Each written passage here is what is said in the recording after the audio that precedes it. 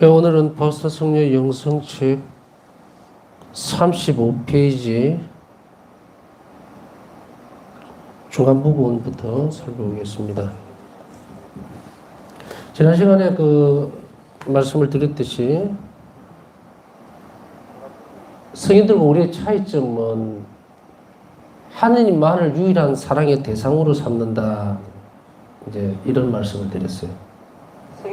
결국은 우리가 신앙생활의 정점이라고 하는 것은 모든 것에서 하느님만을 위해서 사는 거겠죠. 그래서 의탁의 태도의 완전한 모습은 바로 어떻게 됩니까? 유일한 대상, 사랑의 대상을 하느님만으로 생각한다는 거죠. 또 그쪽만 바라보는 거죠. 의탁은 결국은 모든 것을 다, 이 세상적인 것들을 다 끊어내고 그곳에서 떠나버리는 일들이죠. 사실 이것에서 보면은 하느님 힘에 의지해서 또 하느님 자비 안에서 삶을 살아간다라고 얘기를 할 수가 있어요. 이 보호막이죠. 쉽게 얘기하면 자비라고 하는 것이.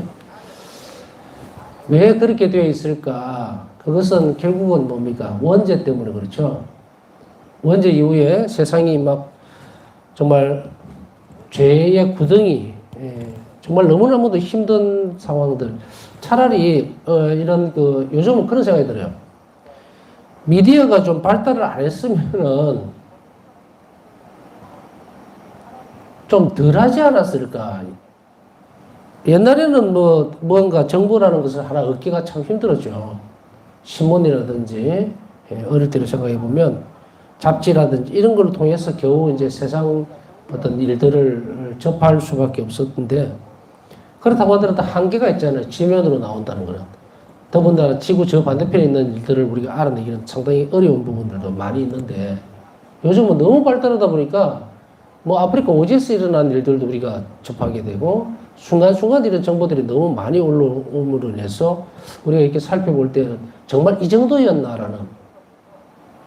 그래서 위축되거나 힘들어질 수도 있겠다. 더 많이 한다라고 하는 것은 이 정보가 많이 노출이 됨으로 인해서 더 위협적이거나 혹은 힘들어하는 고통스러운 상황에 놓이고 겁을 먹을 수 있는 상황이 많이 생기지 않겠느냐.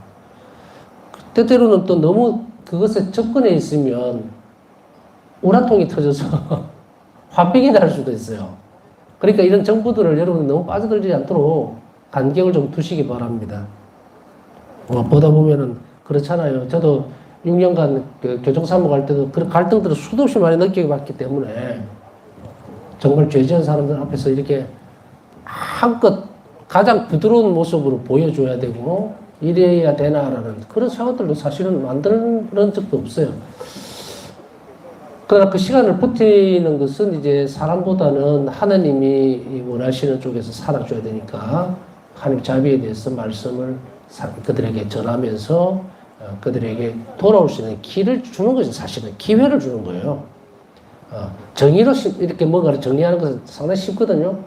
죄를 졌으니까 한쪽에 몰아놓고 그냥 끝내버리면 되는데 그것이 아니라 하나님 뜻은 이들을 교화시키고 하는 거기 때문에 너무너무 힘든 작업이면 틀림이 없어요. 또한 이제 미디어가 발달하다 보니까 여러분들도 오늘 뉴스 듣거나 이렇게 보면 대충 아시겠지만 길 가다가 강목 들고 그냥 때려버리고 묻지마 폭행, 맞아서 기절하고 이런 것들은 사실은 이런 생각이 들 때마다 좀 권하고 싶은 것은 기도를 많이 하시라. 쏟아지는 비는 어떻게 피합니까? 우산이 있어야 되죠. 우산이 있으면 비 안 젖거든요. 근데 비가 너무 많이 온다고 그렇게 그걸 할 것이 아니라 어떻게 우리가 하나님 보호 안에 있을 것인가. 하나님 자녀들은 보호받게 돼 있는데 그 유일한 길이 기도입니다. 자, 성인들은 이제 한 생일을 살면서 하나님을 사랑하는 유일한 대상으로 삼았다는 것은 완전하게 의탁하기 위해서 노력했다는 이야기죠. 모든 것들이 필요가 없는 거예요. 돈이나 권력, 권세, 이 세상의 것들, 이런 것들에 관심이 없기 때문에 옮겨간 거죠, 그쪽으로. 그래서 하나님을 위해서 무엇을 할 것인가에 대한, 그래서 사랑하기 위해서. 그래서 성인들이 살아냈던 삶의 모습들을 보면 하나님께 대한 사랑이 뭐가 된다? 동기가 되어서 모든 일을 했다는 이야기죠. 그래서 바울사 성령은 우리에게 확실하게 전달해 줍니다. 모든 일을 사랑으로 하라. 그래서 제가 가장 생활하면서 중심에 두려고 하는 그런 구절이 있다면 가장 작은 일을 가장 큰 사랑으로 하십시오. 하나님께 대한 사랑이죠. 저는 거기에서 굉장히 큰 용기를 얻어요. 나도 할 수 있구나라는. 성인들은 아주 많은 어떤 간격이 있는 것 같이 느껴지잖아요. 우리처럼.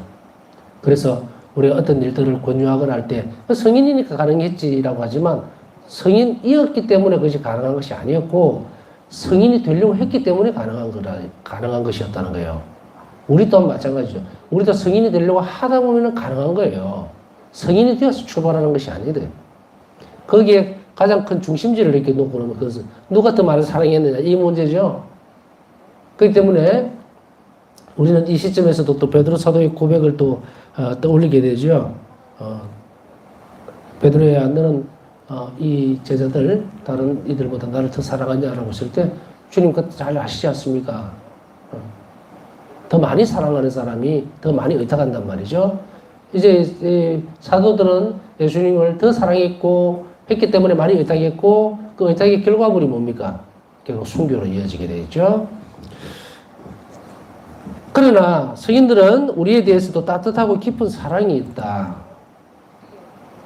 애주애인이라는 말을 우리는 많이 들어봤죠. 하느님을 사랑하고 사람을 사랑한다. 이 중심부에 누가 있습니까? 사람이 대신 예수님께서 계시죠. 성자께서. 그래서 하느님과 사랑하는 것과 이웃을 사랑하는 것은 어떻게 됩니까? 만나게 되죠. 그 중심부에 바로 예수님께서 불러 모으셨기 때문이에요.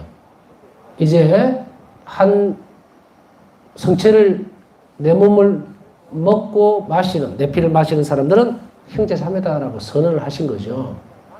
그래서 하나님 뜻을 따르는 사람들, 특히 세례로 하나가 된 사람들은 서로가 서로에게 대한 사랑이 하나님께 대한 사랑과 동일해져야 되는데 이것은 하나님께 의탁하고 이웃에게 자비롭다는 것은 바로 이 부분이에요. 그래서 우리 특성이라고 하는 것은 대신덕이 있죠. 하나님을 사랑하는 특성이 있고 도덕적 특성이 있죠. 그래서 사람과 사람 사이 관계예요. 그렇기 때문에 이 두 개가 합쳐져서 이 방향 지어질 때 의탁의 태도가 나온다라고 여러분 배우셨죠? 뭐 어려울 수도 있어요. 어려울 수도 있는데 근데 실제적으로는 뭔가 이렇게 복잡해 보이는 것도 결국 보면은 그렇게 복잡한 게 아니죠. 여러분들 여기는 남자 형제들도 볼 수 있을 거고 하지만 요리를 한 번도 안 해본 분들도 있죠. 반찬 같은 거 만들어 보잖아요. 근데 찌개나 국을 끓일 때 보면은 레시피라 그러죠. 뭐도 넣고 생강, 마늘, 다신 물도 끓여야 되고 막 복잡한 듯이 보입니다. 그런데 그 요리가 다 되고 나서 국을 끓였다 치고 국이 다 되고 나서 그 다음에 뚜껑을 딱 열고 봐라라고 하면 별거 없어요. 안에. 근데 이 복잡한 과정을 거쳐서 우리가 떠먹으면 어떻게 돼요? 맛이 있다, 없다 나오죠. 그러니까 복잡한 과정은 거치지만 주어지는 것을 보는 것은 단순해요. 우리 또한 마찬가지로 자비신심을 살아낸다고 하는 것은 이게 도덕적 특성이다, 또 대신덕으로 하나님을 사랑하는 그런 대신덕, 신망의 삼덕이다. 이 복잡해 보이지만 사실은 하나하나 실현해보면 그 안에 복합적으로 다 들어가요. 그렇기 때문에 그러나 이것은 뭐라 그랬습니까? 레시피가 없이 얼렁뚱땅 자기 마음대로 요리를 하면 아무도 못 먹어요. 소금을 한 주먹 넣어버린다든지 된장을 막 바가지로 퍼서 넣어버린다든지 그게 국이 됩니까? 안 되죠. 그렇기 때문에 일정한 규칙이라든지 원칙은 있어요. 그걸 디딤돌로 해서 나가야 되기 때문에 우리는 이런 도덕적인 특성들이라든지 이것을 배워야 되고 또 대신덕을 닦아 나감으로 인해서 하나님께를 향하는 길을 우리는 점점점 개척해 나가야 돼요. 개척해 나간다는 말은 내가 뭔가를 새롭게 만든다는 의미가 아니고 내 한 대 맞도록 만들어간다는 이야기에서 개척이라는 뜻이에요. 그 특성을 쌓아간다는 이야기죠. 그래서 성인들은 바로 하나님을 유일하게 사랑하셨지만 하나님께서 사람을 사랑하시니까 이 성인들은 또 누구를 사랑합니까? 인간들을 사랑한다는 거예요. 이 기쁨은 하나님의 얼굴에서부터 모두에게로 흘러나오는데 모두가 그분의 얼굴을 보고 있기 때문이다. 그분의 얼굴은 매우 감미로워서 영혼들은 새로운 황홀경에 빠져든다. 일기 1592번. 여러분들은 하루에 자비의 상본을 몇 번이나 보세요? 자매상군에 그려져 있는 저 예수님 얼굴, 아이 컨택이라 그러죠. 눈을 마주치는 거. 그거 얼마나 아세요? 이럴 때, 이런 질문을 하면은, 가만히 보니까, 기도할 때도 안 본 것 같은데, 앞에는 앉아 있었는데, 또 어떤 때는 빤히 쳐다보기가 너무 민망해서 또 그럴 수도 있고.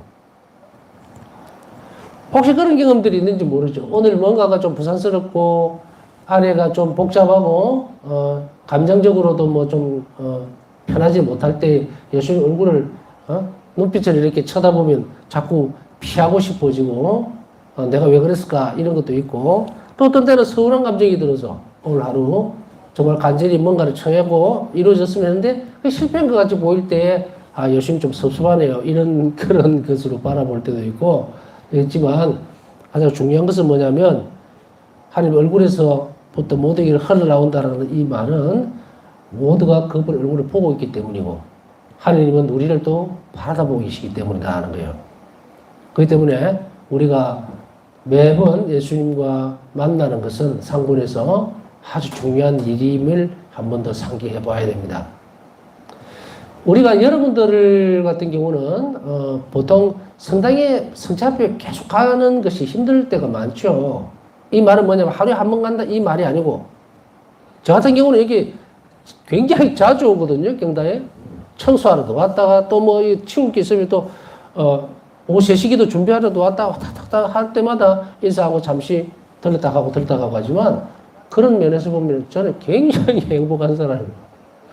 정말 본당신 분보다 더 좋죠. 물론 뭐 본당신 분들도 뭐 맘만 먹으면 언제든지 성당 갈 수가 있죠. 저도 아마 이 집에 이렇게 아담해서 자주 경당에 오는 것 같아요.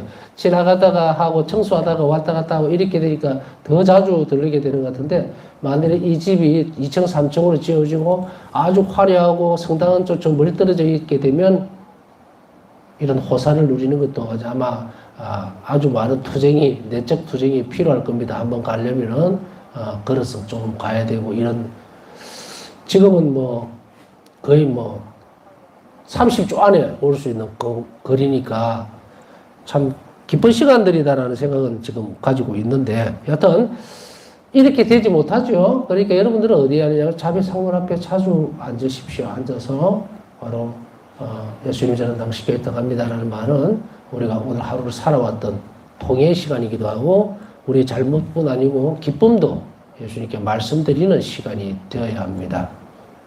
이것은 바울서성의 일기에서도 보면은 굉장히 중요한 거예요. 하나님과 대화를 한다는 것은. 근데 우리가 혼자서 그냥 중얼중얼 해버리면 안 돼요. 이 의식을 굉장히 많이 해야 되는데, 바울서 성령은 성모님께도 굉장히 많은 인사를 계속 하는 거예요. 또 예수 성립기에 대해서도, 또 자비 예수님에 대해서도 계속 인사를 하는데, 그 인사를 하는 것이 외적인 것이 아니고 내적인 거였어요. 그 말은 바울서 성령 영혼 안에 계시는 예수님께 인사를 드렸다는 이야기예요. 그러면은 우리는 이제 뭐냐면 대상의 문제를 정확하게 하고서 해야지, 안 그러고 그냥 혼자서 중얼중얼 하면요, 자칫하면 좀 이상한 사람이 돼요. 혼자 사는 사람들이 중얼중얼 혼자 뭐 말을 잘하거든요. 혼자 말을 잘하는데, 혼자 말하고 혼자 듣지 말고 내가 말씀드리는 대상이 누군지 인식을 하면서 그렇게 말씀을 드리는 것은 또 다른 좋은 방법 중에 하나입니다. 그러나 만일에 집에 있는 시간이 많다면 성당에 올 시간이 아까 얘기했듯이 자주 있지는 않죠. 미사 참여하고 성체 조배하고 나면 집에 가니까 가장 빈번하게 만나는 것은 아무래도 자비 예수님이죠. 상본 앞에 자주 앉으셔서 아이 컨택도 좀 하고, 예수님 오늘 제가 이렇게 했습니다. 이렇게 했는데 좀 화가 나지만 참을 외를 썼습니다. 라고 하는 것을 자주 하는 것. 그것이 은총이 흘러나오는 중요한 어떤 도구입니다. 그래서 상본에 대한 부분들은 전에 여러분들이 다 배우셨죠. 그래서 상본은 전시되어 있는 부분들이 아닙니다. 추상적인 부분도 아니에요.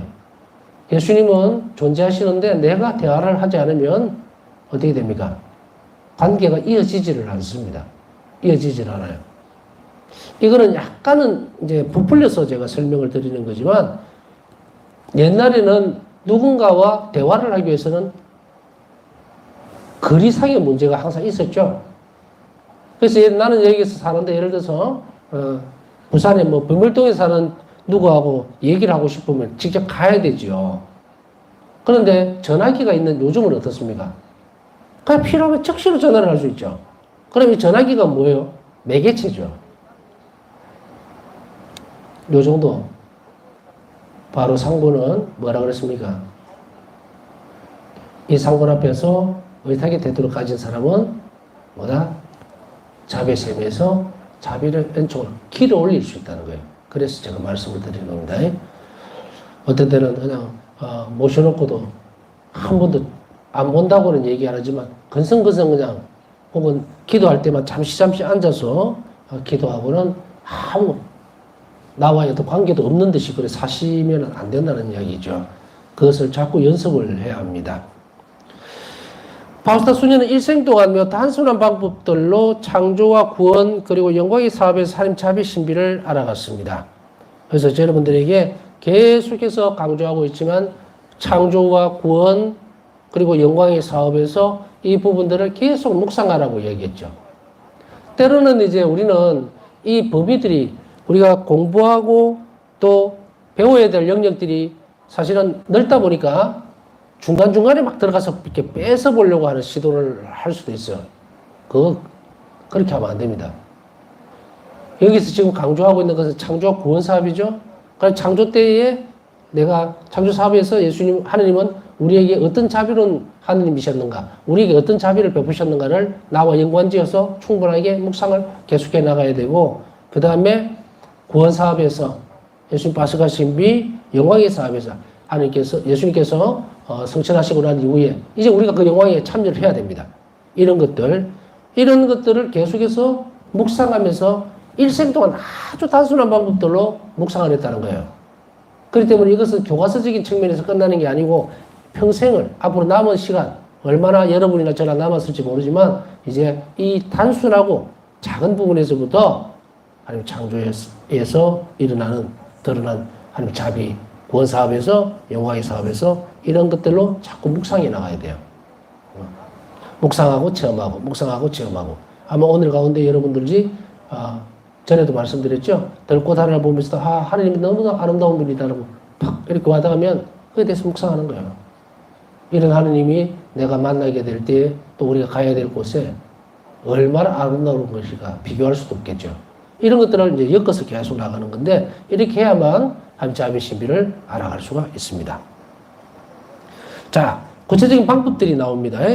자, 이렇게 하는 단순한 방법들 중에는 무엇이 있었는가 하면은 그 방법에는 영적 독서나 매일 묵상 일기 91번, 1705번 참조하십시오. 강의라든지 묵주기도와 십자가의 길기도 묵상 피정 일기 458번, 1104번 참조하시면 되고요. 깊은 성사체험, 전례를 통한 교회의 장엄한 예식들, 그리고 하나님께서 세상과 자신을 위해 마련해 두신 모든 선한 것에 대한 묵상들이 있다. 여기에서 영적 독서라고 하는 것은 매일 읽어내야 되는 부분들인데요. 신학생 때 제가 기억을 떠올려보면 신학교에서 15분 내지 30분 영적 독서라는 시간이 있어서 항상 어떤 책을 가지고 가서 이제 영적 독서용으로 이렇게 사용을 하고 또 읽었던 기억들이 납니다. 여러분들도 보시고서 영적 독서, 그러나 이 영적 독서를 좋은 책들을 선별을 해야 돼요. 그래서 가장 좋은 영적 독서는 제가 볼 때는 성서와 그리고 오늘날에 우리는 자비신심에 대해서 배우고 있기 때문에 바울사서 일기가 영적 독서로서는 아주 충분합니다. 그런데 다른 어떤 부분들이 섞여 들어간다든지 이게 되면 막 뒤죽박죽이 돼버리면 이거 뭡니까? 시세말로 죽도 박도 안 돼요. 조심해야 됩니다. 바울사 성령가 이거 영적 독서를 선별했을 때는 반드시 하나님 자비와 관련되어 있는 것들을 선별해서 봤어요. 물론 그것은 교회에서 가르쳐주는 부분이었을 것이고 또 교회에서 이제 영적 독서용으로 나와 있는 부분들이지만 제가 권유할 수 있는 부분들은 뭐냐면 이 부분들을 계속해서 볼 수 있으면 아까 얘기했듯이 바울사성 일기 읽었으면 또 적어보고 그것을 계속해서 삶으로 살아나가는 방법들이 영적 독서입니다. 영적 독서를 길게 할 필요는 없어요. 제가 볼 때는. 한 5분에서 10분 정도 읽어줄 분량만큼만 딱 하고 그다음 그 내용에 대해서 얼마만큼 충실하게 묵상하느냐 문제다. 그게 영적 독서입니다. 또 필요하다면은 성물도에 독서의 기도가 있긴 한데 여러분들이 좀 무리겠다, 그죠? 책을 구하기도 힘들고. 여하튼, 우리 주변에 있는 이런 것들, 또 성인전이라든지 이런 것들도 분명히 좋은 도움이 되겠죠. 그 다음 매일 묵상하는 것, 이거 따라오죠. 묵상하기 위해서 영적 독서를 하셔도 됩니다. 영적 독서를 하고, 그 다음에 그걸 가지고 짧게라도 묵상을 하는 법을 연습을 하시면 되고요. 그 다음 강의. 이 강의도 막 이것저것 더 말은 안 하겠습니다. 선별해서 잘 들으시고. 그 다음 묵주기도, 십자가의 길기도 묵상. 십자가의 기도라든지 묵주기도는 제가 권해드리고 싶은 것은, 자비가 풍성하신 하나님 안에 보면은, 하나님 자비를 청하면서 드리는 묵주기도라든지 십자가의 길이 들어가 있어요. 성체조배도 들어가 있고. 그래서 저 책이 좀 특별한 것은 하나님 자비를 청하는 내용으로 들어가 있다는 것. 이것이 일반적으로 나와 있는 성체조배용 책자와는 구별이 되는 점이라는 것을 아시면 됩니다. 그 다음에 피정. 우리도 월 피정하고 있지만 이 피정에서도 이런 부분들을 계속해서 강조해 나가죠. 결국 제가 여기서 이제 하나님 자비의 신심에 대해서 월 피정을 하면서도 전하고 싶은 것은 뭡니까? 어떠한 것이 이렇다라는 것이 아니라 여러분 안에 하나님께서 자비롭다는 사실을 인지하는 거예요. 받아들이고 그리고 그 사실을 삶으로 살아가도록 만들어주는 겁니다.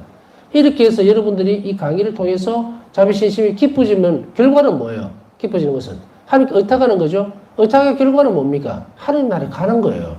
그걸 지금부터 충실하게 연습시키는 것이고 이것이 가장 빠른 길이라는 것을 제시해 주는 거예요. 그래서 월 피정을 하고 있는 겁니다. 물론 피정 오기 힘든 분들도 많이 있을 수 있습니다. 그래서 그분들은 강의를 충실하게 잘 따라오시고 언젠가 기회가 되면 오셔서 강의를 들으시면 됩니다. 여기는 뭐 시설이 와서 자고 뭐 이렇게 할 만큼 그렇게 되어 있지를 않기 때문에 좀 어려운 점은 없지 않아 있습니다만은 뭐 언젠가는 월 피정이 아닌 매주 피정이 될 수도 있겠고 여러분들이 기도 많이 해주세요. 자, 그리고 깊은 성사체험. 성사체험은 그냥 한다고 해서 되는 게 아니라고 얘기했죠. 성사 안에서 들어야 하나님 자비 여러분 충실히 잘 배우셨으면 어떻게 체험을 해나가는 것은 여러분에게 달려있습니다. 왜냐하면 고해성사를 보는 사람들은 여러분 본인들이기 때문이에요. 그 다음 전례를 통한 장엄한 교회 양식들. 그래서 한 번 더 강조하고 싶은 것은 대축일이라든지 의무축일 절대로 빠지지 마세요. 제발 부탁하는데 절대로 빠지지 마세요. 왜? 우리 삶이 그렇게 넉넉하지가 않습니다. 나에게 주어지는 그 대축일은 마치 세상의 마지막 축일인 것 같이 여러분들이 가셔야 돼요. 그렇기 때문에 전에도 말씀드린 것 같은데 이번에 지금 지내고 있는 이 부활 주간 있죠? 이 부활의 축제가 내 생애의 또올이라고 보장이 안 됩니다. 그러니 이 부활의 기쁨 안에서 하느님과 살아있는 관계를 맺도록 노력을 하셔야 돼요. 그렇기 때문에 특히나 아까 말씀드렸듯이 대축이라든지 이런 것들은 절대로 빠지지 않도록 그것이 얼마나 가치가 있는지는 말로 한다고 여러분들이 표현이 되어지거나 혹은 마음이 와닿지는 않습니다. 그 결국은 뭔가 뭐 죽어보면 알거든요. 이게 가혹한 표현 같지만 어쩔 수 없어요. 바울사성에도 일기에서 뭐라고 그럽니까? 이 고통의 가치가 얼마나 큰지 우리 구원의 선익이 되는데 얼마나 중요한 것인지 알게 될 때는 이미 늦었을 것입니다. 이거예요. 왜? 죽었다 이 말이지 이제. 그걸 알았을 때는. 그러나 우리는 어떻게 합니까? 이 표현을 쓰죠. 바울사성에는 처음적인 부분, 당신 눈으로 보고 있는 그런 장엄한 전례 안에서의 성체성사 안에서의 예수님의 모습들, 아기 예수님 모습, 그거를 당신은 체험으로, 환시로, 눈으로 보지만 다른 사람들은 뭐로 보느냐? 믿음의 눈으로 본다. 너무도 참 신기한 표현이라고 생각해요. 신비한 표현이에요. 바울사 성령은 직접 눈으로 보셨지만 그걸 보고 적어놓은 일기를 본 우리는 무엇으로 믿느냐? 믿음의 눈으로 본다. 그리고 하나님께서 세상과 자신을 위해 마련해 주신 모든 선한 것에 대한 묵상들이 있습니다. 하나님께서 세상을 위해서 마련해 주신 선한 것과 나를 위해서 만들어 놓으신 주어진 선한 것. 그럼 이 하나님께서 나를 위해서 마련해 두신 이 선한 것은 뭡니까? 여러분 배우셨죠? 뭐 금덩어리를 묻어놨나? 아니면은 어디 뭐 복권이 당첨되도록 배려를 해주셨나? 뭐 그런 거. 모든 선한 것인 건데 모든 선한 것은 어떤 사람만이 이 선한 것을 선물로 받을 수 있습니까? 의탁하는 사람이죠. 누가 대답했다 치고 온전히 의탁할수록 더 큰 선물을 받게 돼요. 그러면은 파사 성령은 어떻게 묵상을 해 나갔습니까? 하느님의 선성에 대해서. 아버지는 선하신 분이라는 것을 끊임없이 믿음으로 고백해 냈죠. 그러면서 주어져 있는 모든 일들에 대해서 어떻게 받아들이죠? 아버지께서 선하시니까 나에게 주어진 이것, 나를 괴롭히는 게 아니에요. 나에게 주는 선물이야. 근데 단지 받아들이기가 힘들지. 고통스러워. 아프단 말이죠. 내가 지금 몸이 아픈데 이걸 선물로 받아들이는 사람이 누가 있어? 제발 좀 안 아프게 해주세요 라는 말이 먼저 나오게 되어 있죠. 그러나 그 상황이 하나님께서 허락하신 상황이라면, 나에게 필요해서 주신 것이라면 우리는 이런 기도를 이렇게 할 수 있죠. 이것을 견뎌낼 수 있도록 도와주십시오라는 기도는 할 수 있죠. 얼마든지.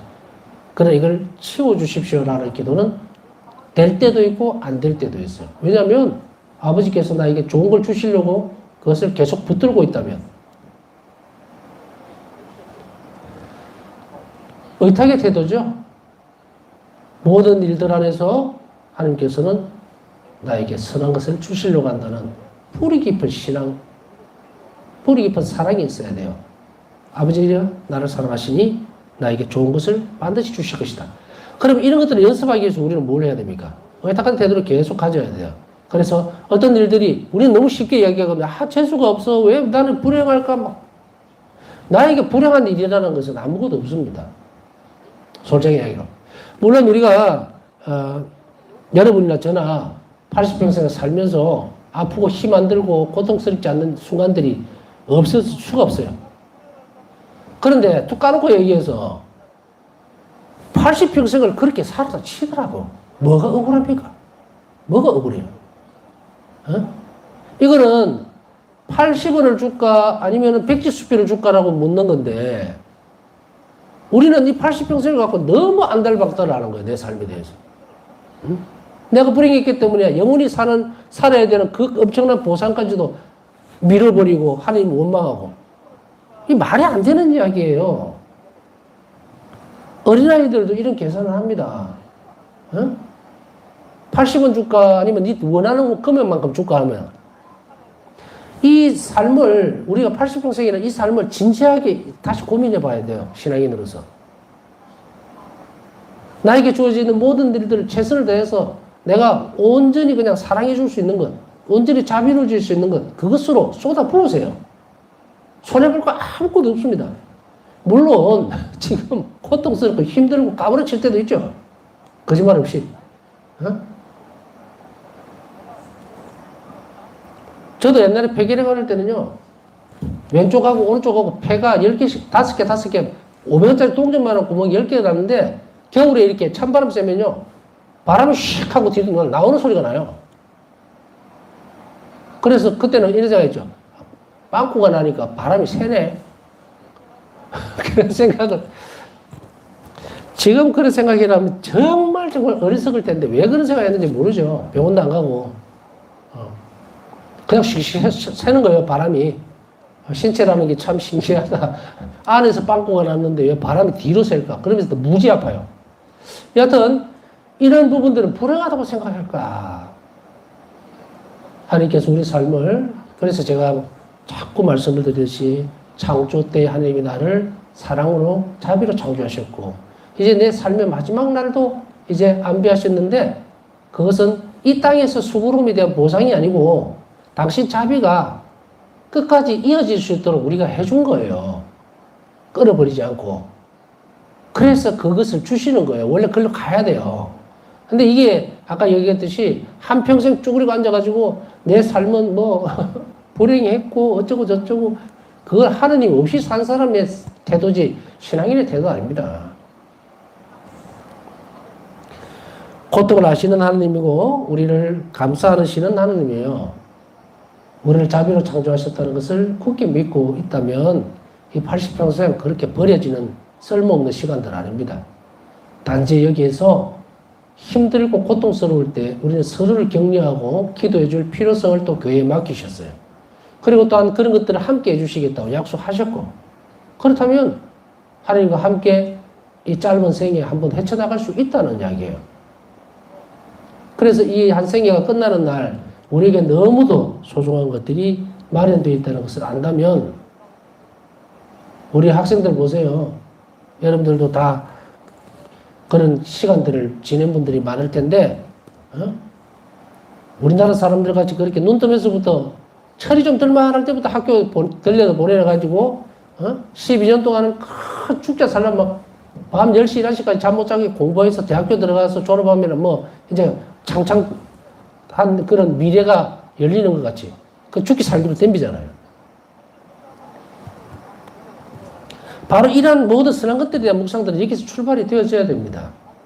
그렇기 때문에 자신에 대한 주어져 있는 이런 삶에 대해서 너무 장타식을 하거나 난 너무 없이 태어나서 너무 가난해. 여러분들이 가난하게 살고 그것을 탄식하기보다는 그걸 기쁘게 받아들이면 하늘나라에서는 여러분들은 받을 보상은 수도 없이 많을 거라는 걸 왜 계산을 못하느냐.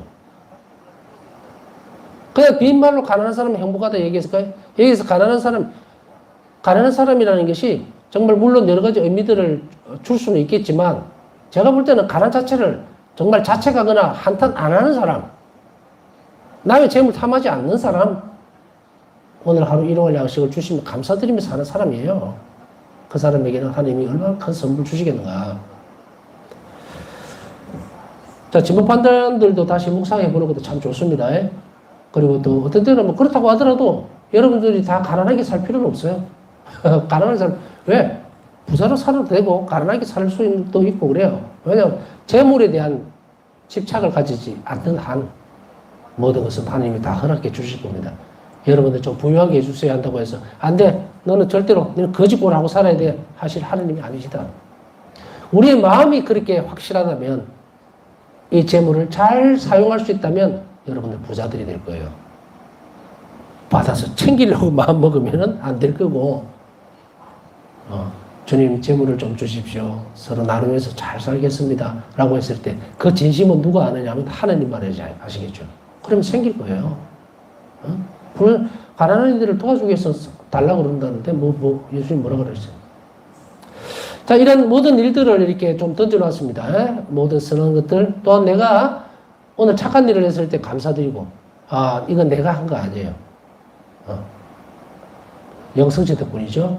예수님께서 그러면 내가 선하게 일을 할 수 있도록 해주신 것은 어떤 의도인가? 내 공로를 쌓도록 하게 한 거예요. 그러니 뭐 어깨에 힘주거나 뭐 내가 보람찬 일을 했다고 어색거릴 필요 전혀 없어요. 하나님께 감사드려야죠. 그것은 오로지 성체로 오신 예수님께서 나를 자극한 거예요. 그렇게 해서 내가 구원의 선익이 되도록 하셨음. 그것에 감사드리고 또 그것을 잘 살펴보고 묵상할 때에 이런 것들이 큰다라는 것을 우리는 알아야 되죠. 자비신비를 알아내는 과정들에 대해서 살펴보았습니다.